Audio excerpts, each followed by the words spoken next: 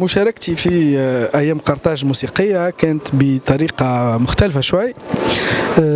اخترت مقاطع نتاع أغاني تونسية وعربية عموما وكتبتهم على آلة البندير وحطيت معهم شوي ضوء. كتبت بالخط المغربي اللي هو أقرب الخطوط لينا كتوانسة. دونك خلقت هالركن هذا صغير اللي باش يبقى طيلة أيام المهرجان.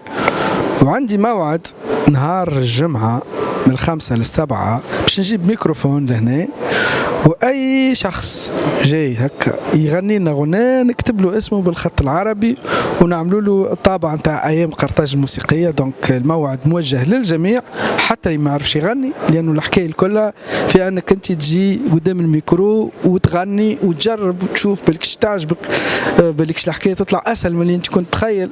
دونك مرحبا بكم في الموعد هذايا اللي باش يكون تحت عنوان ياسر موزيك. حقيقه الدورات الكل نتاع ايام قرطاج الموسيقيه متميزين، لانه ولا محفز للشباب باش يكتبوا موسيقى باش يشاركوا بها في المهرجان. يعني المهرجان خلق ديناميكيه، مش كما قبل الاغنيه مهرجان اغنيه بركه، لا هذا 20 دقيقه على الاقل من الانتاج نتاعك.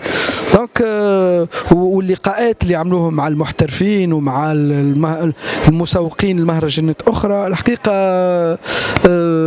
يعطيهم الصحه، اولا في التنظيم وثانيا في هالافكار هذه، وخاصه في انهم نحاول جائزه ما معناش جائزه الاولى والثانيه وثالثه، ما حشناش بالجوائز. حاجتنا بهالشباب هذه تتغرم بالموسيقى وتنتج اكثر موسيقى وتنفتح على العالم، لانه الجوائز تخلينا نرجعوا المنطق شكون الاول والثاني، وكان نرتبوا فيهم شكون خير من شكون.